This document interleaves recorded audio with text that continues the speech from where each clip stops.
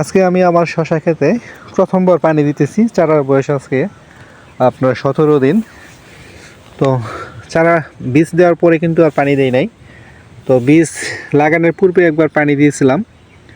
তো তখন মাটিতে পর্যাপ্ত রস ছিল। এখন দেখতে পাচ্ছি যে মাটির যে চারার যে গোড়া আছে এইখানে তেমন রস নাই, শুকনো শুকনো।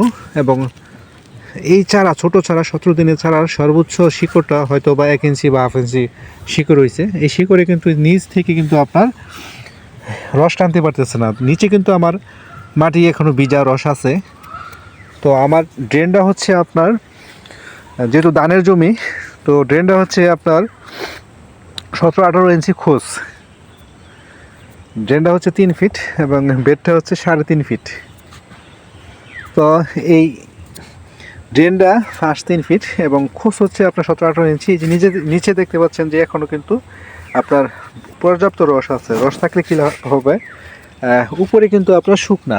এই চারাগুলো কিন্তু পরে লাগাইছিলাম। এই চারার বয়স হচ্ছে সর্বোচ্চ মনে হয় 8-10 দিন হবে।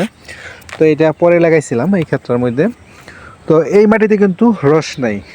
তো তার জন্য কিন্তু আজকে পানি দেওয়া। অনেকে চিন্তা করেন যে পানি দিব কখন, চারা বয়স একেবারে অল্প, চারা ছোট, যদি পচে যায়। আরে ভাই, মাটিতে যদি রস না থাকে তাহলে কিন্তু আপনার চারা এমনিতেও মারা যাবে।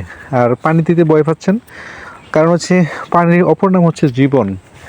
আপনার সেটা প্রাণী হোক অথবা গাছগাছলা হোক, সবারই কিন্তু পানিটা পর্যাপ্ত দরকার সময় মতন। আর সময় মতো পানি না দিতে বলে কিন্তু শশা গাছ বৃদ্ধি ব্যাহত হবে। আপনার যে টার্গেট, সেই টার্গেট পূরণ হবে না।